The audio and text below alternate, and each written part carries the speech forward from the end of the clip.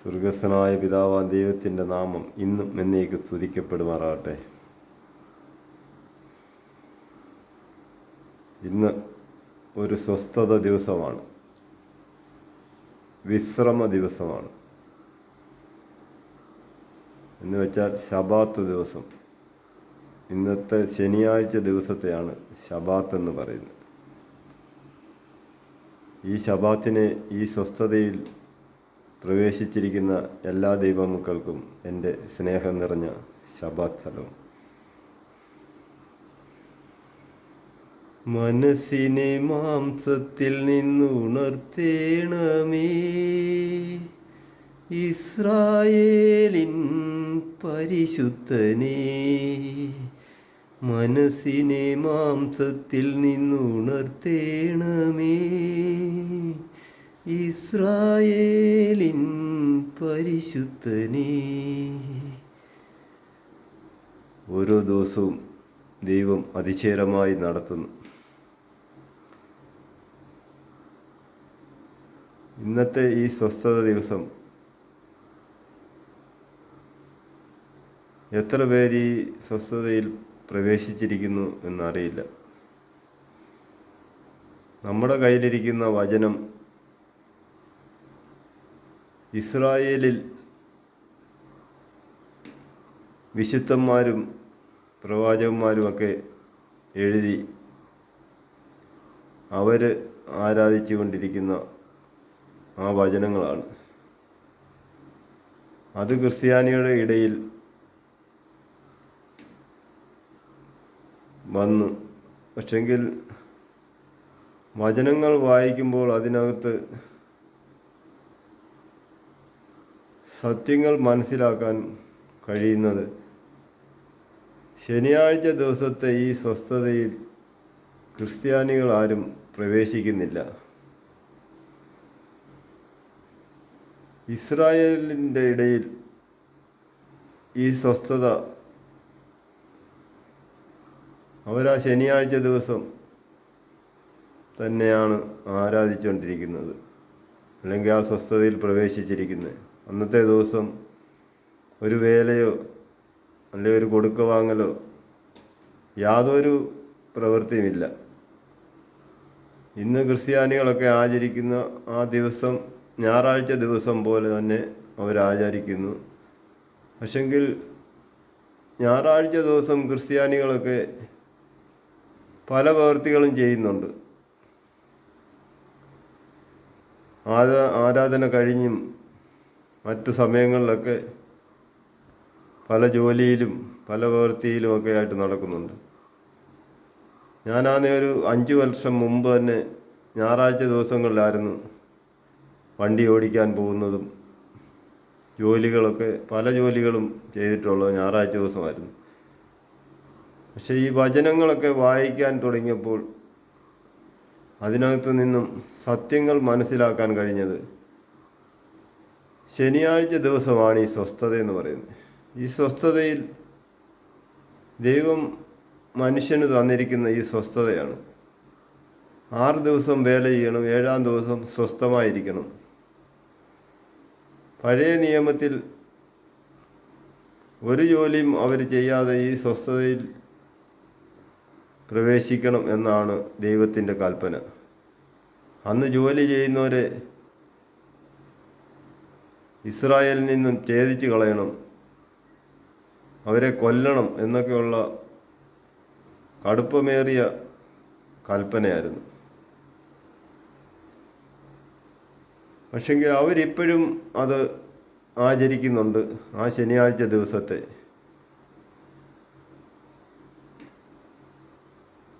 യഹൂദന്മാർ ഏത് രാജ്യത്ത് പോയാലും അവർ ആ ശനിയാഴ്ച ദിവസത്തെയാണ് ഫോളോ ചെയ്യുന്നത്.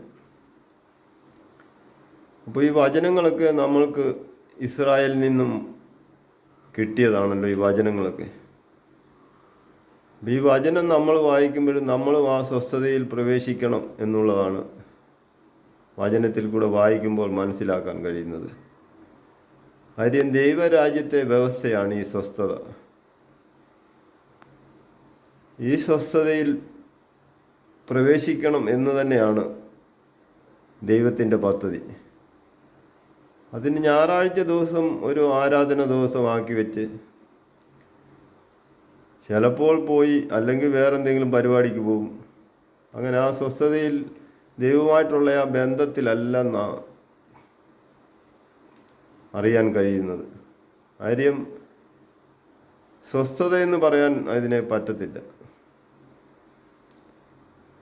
വെള്ളിയാഴ്ച വൈകിട്ട് മുതൽ ശനിയാഴ്ച വൈകിട്ട് വരെ ആ സന്ധ്യയാകുമ്പോഴാണ് ഈ സ്വസ്ഥതയിൽ പ്രവേശിക്കണമെന്ന് ബൈബിള് വായിക്കുമ്പോൾ നമുക്ക് അറിയാൻ കഴിയുന്നത്. പക്ഷെങ്കിൽ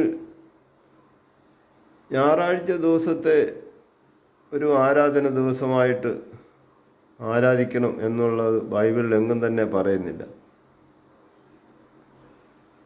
ദൈവരാജ്യത്തിൻ്റെ വ്യവസ്ഥ എന്ന് പറയുമ്പോൾ എബ്രായർ 4-ാം അധ്യായത്തിൽ എഴുതിയിട്ടുണ്ട്. ഈ സ്വസ്ഥതയിൽ പ്രവേശിക്കണം, ഈ സ്വസ്ഥതയിലല്ലാത്തവർ ഭയപ്പെടുക എന്ന് വരെ അതിനകത്ത് എഴുതിയിട്ടുണ്ട്. ഒരു ശബത്ത് അനുഭവം ശേഷിച്ചിരിക്കുന്നു, ഇതിൽ പ്രവേശിക്കണം എന്നുള്ളത് തന്നെയാണ്. അപ്പോൾ ഇന്ത്യയിൽ മുഴുവനും ഞായറാഴ്ച ദിവസമാണല്ലോ അവധി ദിവസം. അന്നത്തെ ദിവസം ഒരു സ്ഥാപനത്തിൽ നമ്മൾ പോയി, അല്ലെങ്കിൽ ഒരു വില്ലേജ് ഓഫീസിൽ പോയി അന്നത്തെ ദിവസം കരമടയ്ക്കാനോ അല്ലെങ്കിൽ വേറെന്തെങ്കിലും കാര്യങ്ങൾ സാധിക്കുവാനോ ആ ഓഫീസിൽ പോയാൽ ഞായറാഴ്ച ദിവസം നമുക്ക് തുറന്ന് കിട്ടുമോ? അടയ്ക്കാൻ പറ്റുമോ? എല്ലാ ഞായറാഴ്ചയും പോയി കുത്തിയിരുന്നാൽ അന്നത്തെ ദിവസം അത് ഓപ്പൺ ആക്കുമോ? ഇല്ലല്ലോ. ദൈവരാജ്യത്തിൻ്റെ വ്യവസ്ഥ അതുപോലെ തന്നെയാണ്. ശനിയാഴ്ച ദിവസം ആ സ്വസ്ഥതയാണ്. ആ സ്വസ്ഥതയിലിരിക്കുക, ദൈവമായിട്ടുള്ള ആ ബന്ധത്തിൽ ഇരിക്കണം, വചനം വായിച്ച് അതനുസരിക്കണം എന്നുള്ളതാണ്. ആ നിത്യജീവൻ പ്രാപിക്കുവാൻ തക്കവണ്ണം ഈ സ്വസ്ഥതയിൽ പ്രവേശിക്കണമെന്നാണ് ദൈവത്തിൻ്റെ കൽപ്പന. അപ്പോൾ ഈ ശനിയാഴ്ച ദിവസം ആരാധിക്കാതെ ഞായറാഴ്ച ദിവസം പോയി ആരാധിച്ചാൽ അത് ദൈവത്തിന് പ്രസാദകരമാണോ എന്നുള്ളത് ചിന്തിക്കേണ്ടതായിട്ടുണ്ട്. ദൈവം വെച്ചിരിക്കുന്ന വ്യവസ്ഥ എന്ന് പറയുമ്പോൾ ശനിയാഴ്ച ദിവസമാണ് ആ ആരാധന. അതിന് ഞായറാഴ്ച പോയി ഈ വില്ലേജ് ഓഫീസിൽ പോയിരിക്കുന്നത് പോലെ എനിക്ക് അന്നത്തെ ദിവസം ഇത് തുറന്നു കിട്ടണം എന്നും പറഞ്ഞ് ഞായറാഴ്ച ദിവസം ഭയങ്കര അന്യഭാഷയൊക്കെ പറഞ്ഞ് ആരാധിച്ചുകൊണ്ടിരിക്കുന്നു. ഇനിയിപ്പോൾ ഞായറാഴ്ച ദിവസം 10 പേരെയും കൂട്ടി ഈ വില്ലേജ് ഓഫീസിൽ പോയിരുന്ന് സമരം ചെയ്താൽ അവർ തുറക്കുമോ? അത് ഇല്ലല്ലോ. എന്ന് പറഞ്ഞ പോലെ ഞായറാഴ്ച ദിവസം പോയി കിടന്ന് ഭയങ്കര ആരാധനയാണ്. ദൈവം വെച്ചിരിക്കുന്ന ആ വ്യവസ്ഥ അല്ലെ ആ സ്വസ്ഥത എന്ന് പറയുന്നത് ഇസ്രായേൽ മക്കളെ 40 വർഷം മരുഭൂമിയിൽ കൂടെ നടത്തിക്കൊണ്ട് വന്നപ്പോഴും അവർ ഈ സ്വസ്ഥതയിൽ പ്രവേശിക്കാത്തവരൊക്കെ പലരും മരണപ്പെട്ടു പോയി. ദൈവത്തിൻ്റെ കൽപ്പന അനുസരിക്കാതെ ദൈവം പറഞ്ഞത് നേരിൽ കണ്ടിട്ട് തന്നെ അവർക്ക്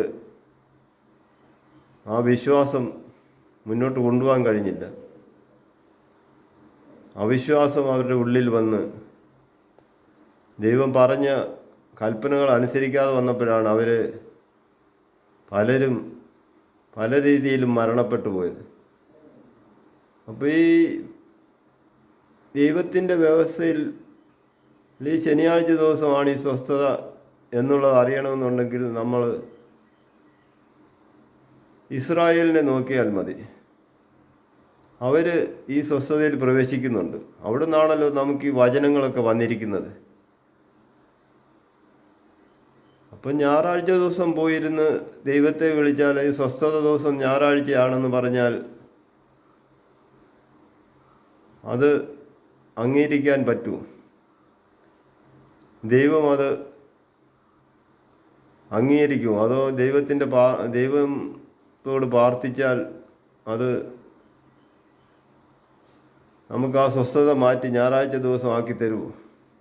ഒരിക്കലും ആക്കി തരത്തില്ല. ഈ ശനിയാഴ്ച ദിവസം തന്നെയാണ് ഈ സ്വസ്ഥത.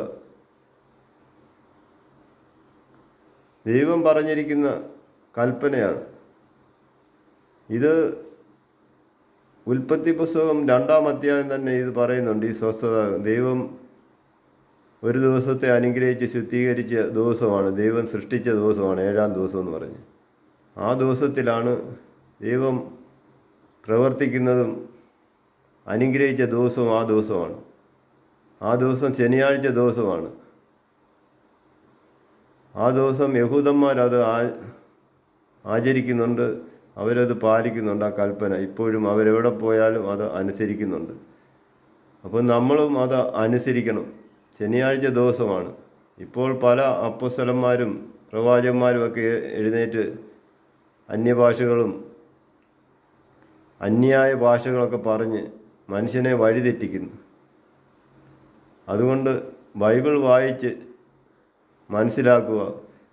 ദൈവത്തെ അറിയണമെന്ന് ആഗ്രഹമുണ്ടെങ്കിൽ, ദൈവത്തെ അറിയുന്ന ബുദ്ധിമാനുണ്ടോ എന്ന് ദൈവം സ്വർഗത്തിൽ നിന്നും മനുഷ്യപുത്രന്മാരെ നോക്കുന്നു. അതുകൊണ്ട് ബുദ്ധിയുള്ള ആരാധനയായിട്ട് മാറുക. ശനിയാഴ്ച ദിവസത്തെ ഈ സ്വസ്ഥതയിൽ പ്രവേശിക്കാൻ ഉത്സാഹിക്കുക. ദൈവം എല്ലാവരെയും അനുഗ്രഹിക്കട്ടെ. Praise the Lord.